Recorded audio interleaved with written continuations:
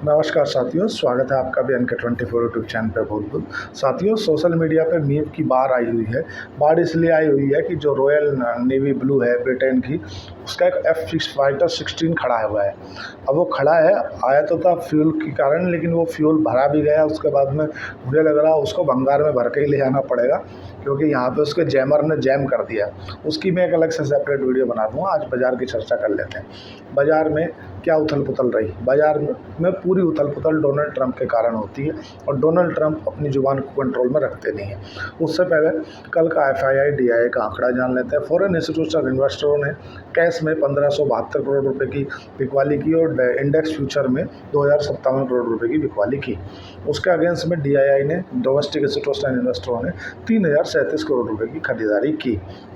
बात करें सोने की, तो सोना तुम्हारा 97,400 पे बना हुआ है, चांदी तुम्हारा 1,06,400 पे आ गई है। अगर बात करें कॉपर की, तो कॉपर सुस्त है, मेटल वगैरह सुस्त है। वोलेटिलिटी इंडेक्स 12.40 पे बना हुआ है। विक्स सही है कंट्रोल में। रुपया हमारा मजबूत है। रुपया 85 रुपये 65 पैसे पर खुला है, तो काफ़ी स्टेबल है। थोड़ा सा क्रूड ऑयल में 3% का जंप देखने के लिए मिला है, मतलब 3% जैसे बढ़ गया है। 66 से बढ़ के 70 तक पहुंच गया था, अभी 69 पे आकर ट्रेड कर रहा है। कारण ईरान का फिर से कोई एक भड़काऊ बयान दे देना, और ईरान के यहाँ पे एक अध्यादेश पारित हुआ है। उस अध्यादेश में जो हुआ है वो तुम्हारा IAEA international atomic energy of agency, उसको एक आदेश पारित किया है कि ये कंपनी हमारे यहाँ पर जांच नहीं करेगी कि हमारे न्यूक्लियर जो रिएक्टर हैं वो कहाँ हैं, क्योंकि इसका पश्चिमी देशों से मिले होने की आशंका है। और ये क्या करती है कि हमसे हमारी इन्फॉर्मेशन जुटाती है कहाँ हमारा यूरेनियम रखा है, और फिर जाकर पश्चिमी देशों को बता देती है। और इजराइल ने और अमेरिका ने उसी जगह पर ठिकानों पर हमला किया, तो उस एजेंसी को IAEA मतलब international atomic energy of agency, उसको ईरान ने बैन कर दिया है। बात करें डॉलर की, तो डॉलर इंडेक्स 1973 से अभी लास्ट मतलब लोअर लो लोअर हाई बना रहा, मतलब फिर से 96 रुपये पे आ गया है। सबसे निचले स्तर पे है, मतलब बास्केट ऑफ करेंसी की बात करें तो पाउंड हो, यूरोपियन डॉलर हो या यूरो हो, इन सब में तेज़ी है, लेकिन डॉलर में नरमी है। डॉलर में नरमी मतलब गिरावट है। 110 पे डॉलर चला गया था, अभी आ गया है तुम्हारा 96 पे। 14 रुपये डॉलर क्यों टूटा? इतना टूटने का क्या कारण है? इससे पहले डॉलर में 8 साल पहले इतनी बड़ी गिरावट आई थी। उससे पहले जब आई थी, जब डॉलर को गोल्ड से बराबर तुलना से किया था, उसके बाद उन्हें हटा दिया था कि ये बराबर नहीं रहेंगे। डॉलर का टूटना अमेरिका के अंदर अस्थिरता को दर्शाता है। क्यों अस्थिरता को दर्शाता है? क्योंकि डोनाल्ड ट्रंप की जो नीतियां हैं वो बेहद ख़राब हैं। उनने जो अपने पार्टनर अलायंस थे उन पर भी टैरिफ ठोक दिया, और सबको एक ही डंडे से हाँक रहा है। अमेरिका की जो GDP है, जो अर्थव्यवस्था है, वो मंदी की ओर जा रही है। वहाँ पर जो जॉब कंस्ट्रक्शन के आंकड़े हैं वे बेहद ख़राब आ रहे हैं। लोगों की नौकरियाँ जा रही हैं, बेहद मंदी की ओर है। महंगाई अपने चरम पे है। उसके बाद में डोनाल्ड ट्रंप के इस तरह के बेतुके डिसीजन इसको झुका दे रहे हैं, और दोनों के बीच में रस्साकसी, डोनाल्ड ट्रंप और एलन मस्क के बीच में, और एक बिग ब्यूटीफुल बिल भी इसका बीच में कहीं ना कहीं एक खोबे का काम कर देता है। इसलिए डॉलर में काफ़ी नरमी बनी हुई है। बात करें अमेरिका और ताइवान की, अमेरिका और ताइवान के बीच में डील हो गई है, और डील में जो आपस में डील हुई है उसमें 10% 20% के आसपास जो ताइवान से प्रोडक्ट जाएंगे अमेरिका, उन पे टैरिफ लगेगा, और जो अमेरिका से कोई प्रोडक्ट ताइवान आएंगे उन पे कोई भी टैरिफ नहीं लगेगा। अब ये इससे डील होने का भारत में क्या मायना है? देखो साथियों, अगर ये डील होती है ना, तो इसका भारत के टेक्सटाइल कंपनियों पर बहुत ज़्यादा नेगेटिव इफेक्ट पड़ेगा। पहले तो अभी भारत की जो डील है ना, वो भी कगार पे है कि हो रही है कि नहीं हो रही है, ये बहुत मैटर है। क्योंकि अगर बात करें ताइवान की, तो ताइवान 137 बिलियन डॉलर का जो सामान है वो अमेरिका को इंपोर्ट करता है ना, मतलब एक्सपोर्ट करता है, तो अमेरिका इनसे इंपोर्ट करता है। अब बात करें भारत की, तो भारत 127 बिलियन डॉलर का जो टोटल गुड्स एंड सर्विस सब मिलाकर अमेरिका को एक्सपोर्ट करता है। तो अगर भारत के साथ में डील नहीं होती है, या 9 जुलाई को जो डेडलाइन दी गई है अमेरिका के द्वारा कि भाई ये डेडलाइन है, अगर इस 9 जुलाई तक अमेरिका और भारत की कोई डील नहीं होती है ना, तो बाज़ार गिरेंगे, ज़ोरों से गिरेंगे एक बार को। तो क्योंकि ताइवान और बांग्लादेश, ये दो ही ऐसे देश हैं जो अमेरिका को टेक्सटाइल एक्सपोर्ट कर सकते हैं हमसे ज़्यादा, मतलब इनमें क्षमता है। अब डोनाल्ड ट्रंप अब भारत में दोनों में ये रस्साकसी फंसी हुई है कि कौन अपने देश के हितों को ज़्यादा रख सकता है।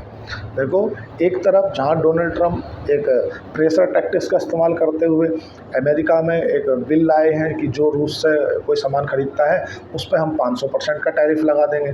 ये क्या है? ये प्रेशर टैक्टिक्स है।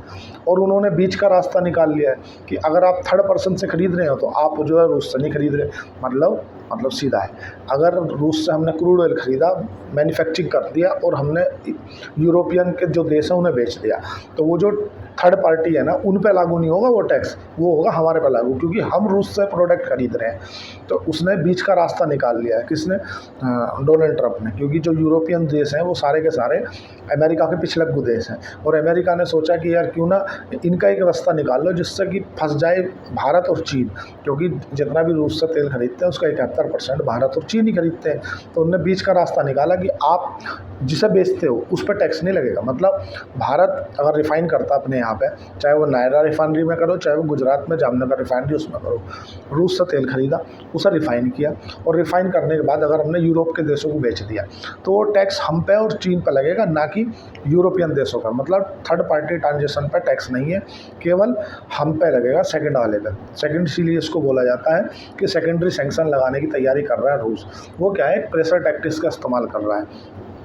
अगर बात करें चाइना की, तो चाइना के एक ऐसा प्रोडक्ट है जो चिप है, जो कि गाड़ियों में लगता है, बहुत मुख्य भूमिका होती है उसकी।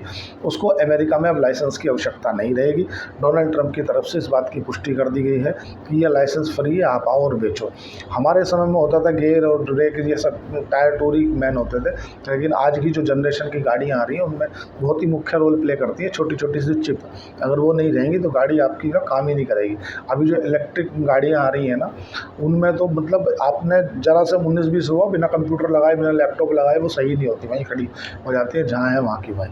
उन्हीं के चलते है आज तुम्हें देखने के लिए मिला होगा कि टाटा मोटर्स या तुम्हारा मारुति सुजुकी या जितनी भी JLR वाली कंपनियां, जो ऑटो रिलेटेड कंपनियां हैं, उन कंपनियों में आज तेज़ी का मूवमेंट रहा।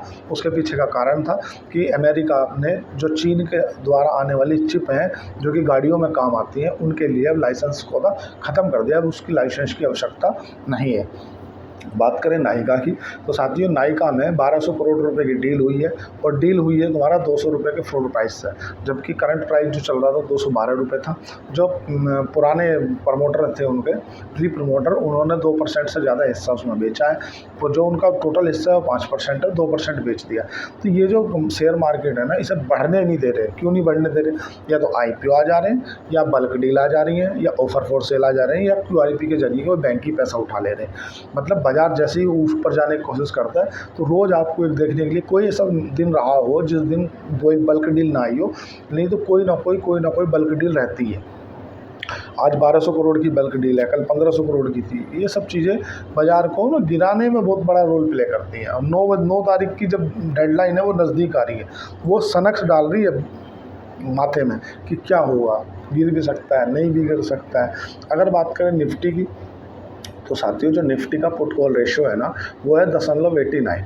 तो इससे एक बात तो है कि इसमें शॉर्ट कवरिंग आएगी, नो डाउट, टेंशन नहीं लेना, शॉर्ट कवरिंग आएगी।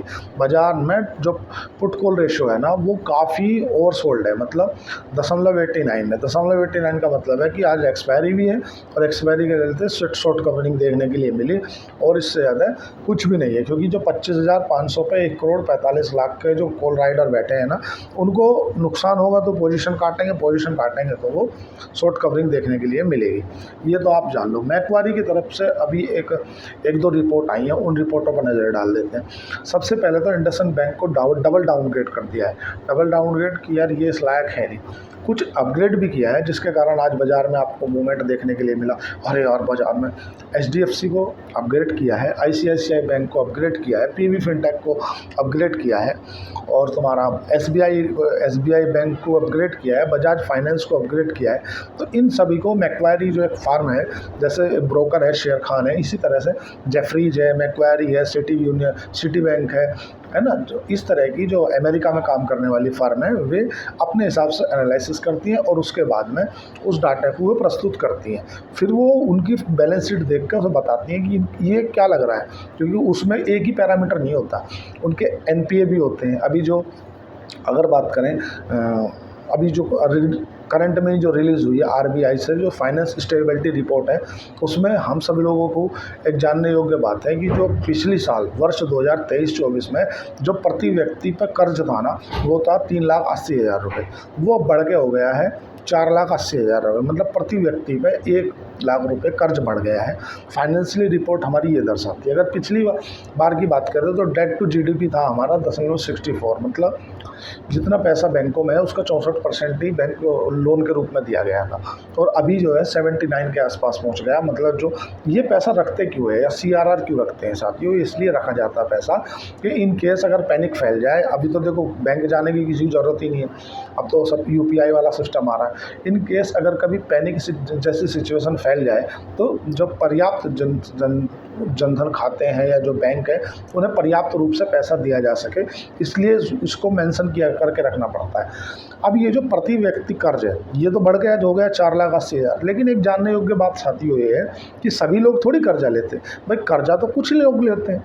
अब वो जो टोटल कर्ज है उसको कन्वर्ट कर दिया जाता है टोटल नंबर ऑफ पॉपुलेशन में, जितनी पॉपुलेशन है उसमें कितने प्रति व्यक्ति पर कर्जा बन रहा है। ये फाइनल जो तुम्हारी जीडीपी रिपोर्ट है ना, डेट टू जीडीपी रिपोर्ट है, ये हमें डराने वाली है, क्योंकि इसी में कहा गया है कि वर्ष 2027 तक हमारे जो टोटल बैंकों के एनपीए हैं वो 5% हो सकते हैं। अब एनपीओ वाली नई पिक्चर कहाँ से खुल गई है?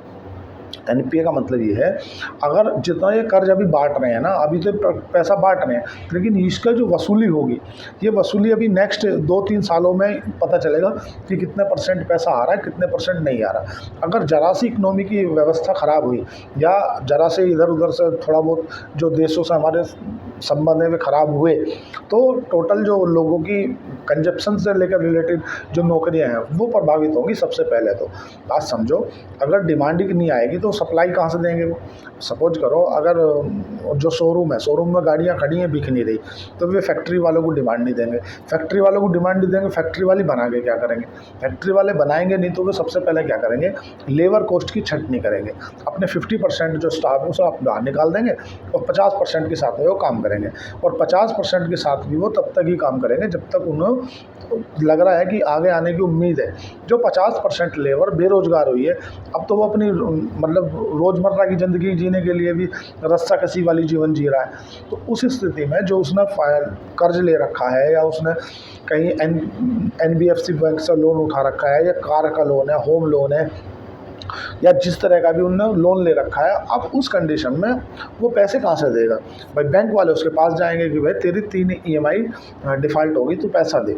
वो बोलेगा यार मैं पैसा कहाँ से दूँ, मेरी तो नौकरी चली गई, मैं तो अपने खाने के लाले पड़ रहे हैं, तो यार भाई मैं पैसा नहीं दे पाऊँगा। तो वो पैसा नहीं दे पाएगा तो वो क्या एनपीए डिक्लेयर हो जाएगा, पैसा एनपीए डिक्लेयर हो जाएगा तो बैंकों के जो एनपीए हैं वो बढ़ जाएंगे। एनपीए बढ़ने से होगा क्या कि जो बैंकों का प्राइस टू बुक वैल्यू है ना, वो मतलब सबसे पहले एनपीए बढ़ने से होता क्या है, उस कंपनी का या बैंक का प्रॉफिट घट जाएगा, और जब उस बैंक का प्रॉफिट घट जाएगा तो होगा क्या, आपका ईपीएस कम हो जाएगा, अर्निंग प्रति शेयर। और जब ईपीएस कम हो जाएगा ना, तो ईपीएस कम होने से जो बैंक की प्राइस टू बुक वैल्यू है ना वो महंगी हो जाएगी, और जैसे ही बैंक की प्राइस टू बुक वैल्यू महंगी होगी तो जो बड़े एफआईआई हैं, डीआईए हैं, फॉरेन इंस्टीट्यूशनल इन्वेस्टर या जो डोमेस्टिक इंस्टीट्यूशनल इन्वेस्टर हैं जो बड़े लेवल पे हैं, वो क्या करेंगे, वो शेयर बेचेंगे, और शेयर बेचेंगे मतलब शेयर का प्राइस और नीचे गिरेगा, मतलब स्टॉक मार्केट क्रैश होगी, और क्रैश होगी मतलब और व्यवस्था खराब होगी। तो इसीलिए जो मैक्वारी की तरफ से एक रिपोर्ट निकाली गई है वो बैंकों को अपग्रेड किया है। हालांकि कुछ बैंकों की, जैसे इंडसइंड बैंक है, इंडसइंड बैंक में ही आपने देखने के लिए मिला होगा कि 2,000 करोड़ रुपए का एफएनओ में घोटाला सामने आया था। इन्होंने क्या किया, जो फ्यूचर एंड ऑप्शन में कॉन्ट्रैक्ट लेके और उनका लॉस हो गया, मतलब उन्होंने वो बैलेंस शीट पे शो कर दिया। भाई जनरली हम पैसा बैंक में रखते हैं, बैंक क्या करता है, आपने कभी इस पर विचार किया? बैंक या तो किसी म्यूचुअल फंड के माध्यम से या किसी डेट फंड के माध्यम से या कोई वो लगाता शेयर मार्केट में ही है पैसा। कोई बैंक होता है, कोई कॉन्ट्रैक्ट बेस पर काम करता है। जैसे इन्होंने एफएनओ के कॉन्ट्रैक्ट लिए, एफएनओ के कॉन्ट्रैक्ट लेने पे हुआ क्या, इन्हें नुकसान हो गया तो उन्होंने अपने बैलेंस शीट में शो कर दिया कि भाई 2,000 करोड़ का मैं नुकसान हो गया एफएनओ में, फ्यूचर एंड ऑप्शन कोई कॉन्ट्रैक्ट लिए होंगे उसके कारण इन्हें नुकसान हो गया। तो इसी सब चीज़ें देखने योग्य होती हैं। बैंकों को सब जब समझोगे बैंकिंग प्रणाली तो उसमें आप ये चीज़ आपको देखने के लिए मिलेगी। एक चीज़ और आ गई है, क्या आ गई है कि जब भी आपने देखा होगा ना रेंज बोर्ड मार्केट होती है ना, मतलब बाजार ना तो ज़्यादा ऊपर जा रहा ना ज़्यादा नीचे जा रहा, उस समय जो एफएनओ वाले ट्रेडर होते हैं ना उनका बहुत नुकसान होता है, क्योंकि उनकी जो प्रीमियम होती है ना वो थीटा डी के होती है, वो गलती चली जाती है। दूसरा, अगर वो ऊपर की पोजीशन बनाए तो बाजार नीचे खुले, नीचे की पोजीशन बनाए तो बाजार ऊपर खुले, तो प्रीमियम खत्म हो जाती है, प्रीमियम गल जाती है मतलब। दूसरा, जिस शेयर को आप ले लोगे वो स्टॉक भागेगा नहीं, और जो स्टॉक आप लोगे नहीं छोड़ दोगे बोले यार ये तो भागना नहीं है, वो रॉकेट हो जाएगा। ये चीज़ें देखने के लिए मिलती है जब मार्केट रेंज बाउंड होती है। अगर आप निफ्टी के लॉन्ग टाइम के चार्ट फ्रेम पर जाओगे तो निफ्टी का जो अभी चार्ट है ना वो आप लंबे समय में तो देखो हायर हाई हायर लो का ही चार्ट दिख रहा है, बट डिपेंड करता है कि शॉर्ट टाइम में किस तरह की सिचुएशन बन रही है, किस तरह का माहौल बन रहा है, वो भी एक क्राइटेरिया फुलफिल होता है उसके बाद में। अगर बात करें आईसीआईसीआई की, थोड़ा नेक्स्ट आ जाते हैं क्योंकि वीडियो लंबी हो जाती है, मैं प्रयास करता हूँ वीडियो छोटी रहे। आईसीआईसीआई प्रोडक्शनल वो अपना आईपीओ लाने के ऊपर विचार कर रहा है, 10,000 करोड़ रुपए का वो आईपीओ होगा। अब देखो उसमें कब वे डीआरएचपी अपनी दाखिल करते हैं और उसके बाद में वो अपनी डीआरएचपी दाखिल करके वो लाने के ऊपर विचार कर रहे हैं। जब भी आपने देखा मार्केट गिरी उस समय पर आईपीओ नहीं आए, क्यों नहीं आए? क्योंकि आईपीओ आते हैं हमेशा बढ़ी हुई मार्केट में ताकि उन्हें वैल्यूएशन अच्छी मिल सके। गिरी हुई मार्केट में तो जो अच्छे अच्छे शेयर होते हैं वही मरे के भाव मिलते हैं, मतलब लेना नहीं चाहते वो बात अलग है, लेकिन अच्छी जब मार्केट में रनअप रहता है, तेज़ी का माहौल रहता है, उस समय पे आपने देखा होगा कि बहुत ही मतलब बेहतरीन आईपीओ आते हैं। अब बात कर लेते हैं आगे। तो रिलायंस कंपनी का ऐसा सुनने में आ रहा है कि रिलायंस कंपनी जो अपना एफएमसीजी कारोबार है, जैसे आपने देखा होगा रिलायंस बाज़ार जगह जगह पे है, रिलायंस स्मार्ट करके है, उसको अपने रिलायंस से अलग करने के ऊपर विचार कर रही है। ऐसा उम्मीद जताई जा रही है कि इसका जल्द ही आईपीओ भी लाया जा सकता है, लेकिन अभी तो इसे अपने बिजनेस से अलग करने के ऊपर विचार परामर्श चल रहा है। अगर बात करें वेदांता की, तो वेदांता अपने ग्रुप को डिमर्ज करने के ऊपर जो चर्चाएं चल रही थी उसमें पेट्रोलियम मंत्रालय की तरफ से एक बयान आया है कि उसने काफ़ी आपत्ति जताई है और अभी उसकी जांच चल रही है सेबी के द्वारा। एनसीएलटी में जांच चल रही है, वो उसके बाद ही जब एनसीएलटी से क्लियर हो जाएगा तो उसकी जो नेक्स्ट सुनवाई है ना वो 20 अगस्त को होगी। 20 अगस्त में जब उसकी सुनवाई हो जाएगी उसके बाद ही वेदांता का पता रहेगा कि भाई आपको इसमें मतलब अपने जो कारोबार है उसको डिमर्ज करना है या नहीं करना है। जब तक नहीं होती तब तक तो अटका ही है।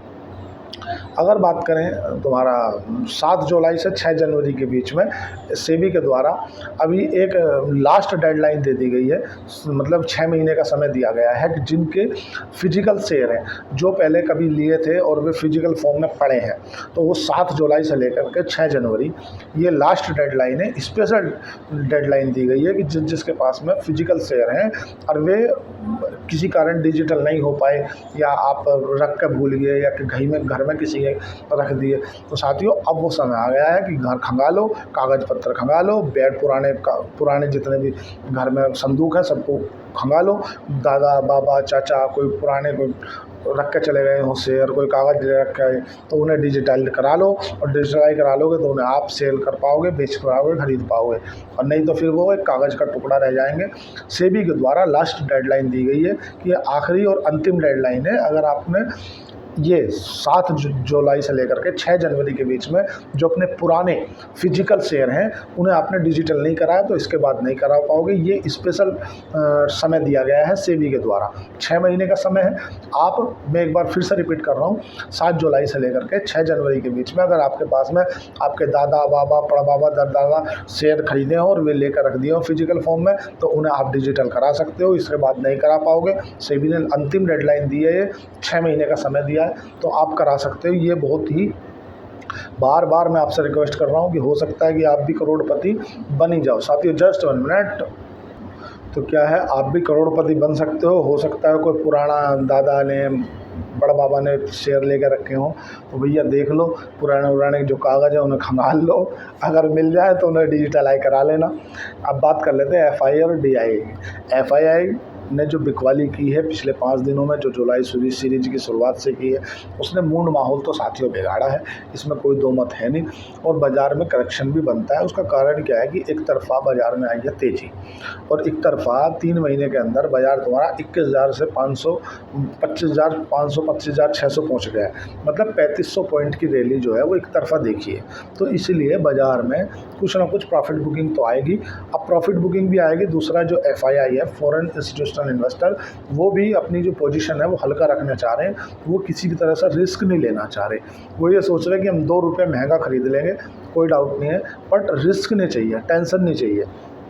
अगर बात समझो, अमेरिका के साथ में भारत की डील नहीं होती है ना, तो आपको अनुमान भी नहीं है कि बाज़ार करेक्ट होगा। और मतलब 1 आध 2 पॉइंट नहीं, पूरा 2000 पॉइंट कम से कम करेक्शन का दौर देखने के लिए मिलेगा हमें। 2000 जैसी गिरावट आएगी। थोड़ी सी पंजाब नेशनल बैंक की तरफ से एक रिपोर्ट आई है। उस रिपोर्ट में पंजाब नेशनल की जो मतलब सेविंग दर रही है वो 12% के आसपास से ग्रोथ आई है। अब बात कर लेते हैं औरोबिंदो फार्मा से। औरोबिंदो फार्मा को एक FDA की तरफ से जो इनके दवाइयों को मंजूरी मिलते हैं, उसकी एक दवाई को मंजूरी मिली है, और उस दवाई में जो कैंसर में काम आने वाली दवाई है उसे मंजूरी मिली है। तो ये बहुत ही अच्छी खबर है उसके लिए, औरोबिंदो फार्मा के लिए। बात करें डीमार्ट की, मतलब जिसे हम एवेन्यू सुपरमार्ट बोलते हैं, शेयर बाज़ार में उसका नाम एवेन्यू सुपरमार्ट है और वैसा उसे डीमार्ट बोलते हैं। डीमार्ट के 400 स्टोर हो गए हैं जून तक के। अभी तक उसने जो अपना डाटा जारी किया है उसमें उसने बताया है कि भाई 400 के आसपास हमारे स्टोर हो गए हैं। वो डीमार्ट के लिए बेहद अच्छी खबर है। अब बात कर लेते हैं मेन इम्पोर्टेंट, कि अगर आप शॉर्ट टाइम के निवेशक हैं, अगर आप रिटेल निवेशक हैं, अगर आप FNO करते हैं, अगर आप इंट्राडे करते हैं, तो साथियों अगर आप इंट्राडे करते हैं, अगर आप FNO करते हैं, तो यहाँ पे ये चैनल छोड़ दीजिए, आपको यहाँ पे कुछ नहीं मिलने वाला। हाँ, अगर आप केवल ऑल ओवर स्विंग ट्रेड के माध्यम से जियो पॉलिटिक्स में जो हो घट रहा है उनका क्या इम्पैक्ट पड़ने वाला है, अर्थव्यवस्था पे क्या इम्पैक्ट पड़ेगा, किस डिसीजन के लेने से किस देश की अर्थव्यवस्था पे क्या असर हो जाएगा, और कौन सा ट्रेड डील्स है किस किस सेक्टर में इफ़ेक्ट पड़ेगा, कौन सा सेक्टर भागेगा, कौन सा सेक्टर नहीं भागेगा, ये सब चीज़ें अगर आपको जाननी है तो समझ लो। अगर आपको स्विंग ट्रेड लेना है तो कोई टेंशन नहीं है, लेकिन FNO नहीं करना, इंट्राडे मत करना। ये मैं ना करता हूँ, ना किसी को एडवाइस देता हूँ। और ये शेयर मार्केट साथियों क्या है कि दोधारी तलवार है। ये अगर आगे बैठ गई तो तुम्हारी बल्ले बल्ले, और पीछे बैठ गई तो समझ लो राम नाम सत्य है।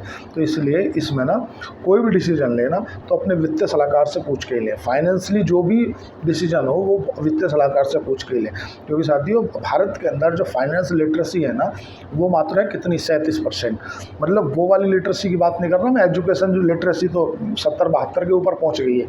मतलब वो वाली जिसने BSc BA MBA MCom BCom जो BBA, ये वाली जो लिटरेसी है, मतलब मेरी लैंग्वेज में अगर आप जानना चाहोगे तो सीता गाना गाती है और राम खाना खाता है, ये वाली लिटरेसी जो है ना ये तो है 72-70%। बट जो फाइनेंस लिटरेसी है, फाइनेंस लिटरेसी आज भी भारत में 37% के आसपास है। वही कारण है कि भारत में आपको आए दिन देखने के लिए मिलता है कि यहाँ फ्रॉड हो गया, यहाँ फ्रॉड हो गया, किसी के बहकावे में आकर 1 लाख डाल दिए, उन्होंने बोला मैं कल 5 लाख कर दूंगा, 21 दिन में पैसा डबल, 22 दिन में पैसा डबल। ये सब चीज़ें मालूम है करप्शन मतलब कब होती है, मतलब आदमी लुटता कब है, जब उसे नॉलेज नहीं होती। नॉलेज की कमी के कारण ही आदमी ऐसी जगह लुट जाता है। किसी ने बोला तू 1 लाख दे, अगले 2 महीने बाद में तुझे 2 लाख दे दूँगा। या मान लो हमसे किसी ने पूछा, या मान लो मेरे से किसी का फ़ोन आया, बोले आप एक काम करो 1 करोड़ रुपये लगा दो और मैं 1 करोड़ का हर दिन तुम्हें 10% निकाल के दूंगा। तो लोग बहकावे में आ जाते हैं, बोले यार 1 करोड़ का 10%, 10 लाख हर रोज मिलेंगे, 10 दिन में तो अपने 1 करोड़ हो जाएंगे। भाई ऐसा कुछ नहीं होता, बैंक तुम्हें 7% का रिटर्न देता है। और अगर आप स्टॉक मार्केट में काम कर रहे हो तो आपको केवल और केवल 12 से 15% का रिटर्न एक्सपेक्ट करके चलना चाहिए, कि जो भी आपके पास कैपिटल है। गलती आपकी है कि आप छोटा कैपिटल लेके आए, गलती आपकी है कि आपने स्टॉक मार्केट में अब एंटर करे। स्टॉक मार्केट की थोड़ी गलती है, स्टॉक मार्केट तो 7,000 से बढ़ के 25,000 हो गया, 5 गुना तो निफ्टी हो गया। अब तुम अब आए हो तो इसमें उसकी गलती है कि तुम्हारी गलती है। ऐसा समझो भंडारे में सब्जी बट रही थी, पूड़ी बट रही थी, भंडारा संपन्न हो गया, सब अपने अपने जो है तिरपाल विरपाल लपेट के जा रहे हैं, सब भगोने वगोने सब समेज ले, सब जो भट्टी वट्टी थे सब लिपट गई। तब तुम आगे खड़े हुए हो, बोले यार भंडारे में तो मैं गया था, मिला नहीं कुछ। खैर उसने रसोइया ने जो तुम्हें देख के 2 पूड़ी और थोड़ी सी सब्जी बची थी बाल्टी में वो दे दी, कहला लो यार प्रसाद तो रख लो। तुम कह रहे यार तरीके से नहीं खवाया मुझे, मेरा तो सम्मान ही नहीं करा, नहीं मुझे बिल्कुल बिठाते एकदम इज्जत से खिलाते। भाई गलती भंडारे की नहीं है, गलती तेरी है, तू लेट आया, इसीलिए हम लोग लेट पहुँचे, तो इसमें हमारी गलती है ना कि स्टॉक मार्केट की। कैपिटल कितना है स्टॉक मार्केट में लेकर आए 50,000, 1 लाख। उम्मीद करते हो तुम 1 करोड़ आदमी 1 करोड़ रुपये बनाने हम, जो 1 करोड़ का मतलब समझ रहे हो, 1 लाख के 100 गुना, 1 लाख के 100 गुना करना चाह रहे हो आप पैसा, 1 करोड़ रुपये चाह रहे हैं। भाई केवल इतना सोचो कि मैंने इस बार मार्केट में 1 लाख रुपए लगाए हैं और बस मुझे इस साल 1,15,000 बनाने हैं बस। अगर तुमने स्टॉक मार्केट में 15,000 रुपये बना लिए ना साल में, तो समझो तुमने कुछ गवाया नहीं है, तुम बहुत प्रॉफिट में रहे हो। क्योंकि इस मार्केट में हर साल कोई ना कोई कुछ ना कुछ डुबाता ही है। और जो नए नए आते हैं, जो पान के ठेले पे, चाय की टपरी पे, किसी की दुकान पे खड़े होकर टिप सुन लेते रहे स्टॉक मार्केट में फलाना आदमी तो करोड़पति बन गया, ढिमकाना आदमी करोड़पति बन गया। वो ये नहीं देखता उसने लेवरेज कितने दिन का लिया, या तो उसके पास में समय का लेवरेज रहा होगा या तो उसके पास पैसे का लेवरेज रहा होगा। समय का लेवरेज से मतलब ये, तुमने 1 लाख रुपये 1980 में लगाए स्टॉक मार्केट में, तो आज उनकी कीमत हो गई मतलब 20 करोड़ रुपए, तो वो हो गया समय का लेवरेज। क्यों? क्योंकि 20 साल भी हो गया, 25 साल ही हो गया, मतलब 45 साल का समय का लेवरेज हो गया। ठीक है, एक हो गया कैपिटल का लेवरेज, मतलब सीधा है, आप लेके ही 10 करोड़ रुपए आए और 10 करोड़ से अगर आपने मतलब साल भर में 15% का भी रिटर्न निकाला, तो आपने कितना 1 करोड़ 50 लाख का रिटर्न निकाला। मतलब डिपेंड ये करता है कि आपके पास में लेवरेज का है, ना तो आपको पैसे का लेवरेज करना और ना आपके पास में समय है। 1 लाख रुपए डालने हैं, घंटा भर बाद तुम्हें करोड़पति होकर निकलना है। भाइयों की डिस्प्लिन की गोली थोड़ी है कि तुमने खाई और 2 मिनट में सर दिखाना चालू कर देगी। मेरी जो आंखों की झुर्रियाँ ख़त्म हो गई पढ़ते पढ़ते, मुझे आज तक वो डिस्प्लिन की गोली नहीं मिली। जो लोग बाग बोलते हैं कि साला आज खाओ कल, जो आदमी हम्बल बैकग्राउंड से आता है, जो आदमी पुअर बैकग्राउंड से आता है, मतलब गरीबी से उठ के आया हुआ व्यक्ति है ना, वही पैसे की कदर कर सकता है साथियों। जिस व्यक्ति ने पैसा अपने केवल जब वो पैदा हुआ तो बिल्कुल खुला खेल चल रहा था, वो सोचेगा, आपने अधिकतर देखा जो संघर्ष करता है वही पैसे की कदर करता है। जिसने वो संघर्ष ही नहीं करा वो पैसे की कदर कैसे करेगा? उसे पता ही नहीं पैसा आ रहा है, यार ठीक है कागज़ का टुकड़ा है।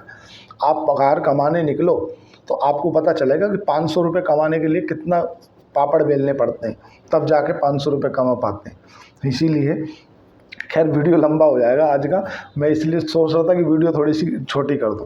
तो कोशिश करें कि फाइनेंशियली जो भी डिसीजन ले वो अपने वित्तीय सलाहकार से पूछ के ही लें।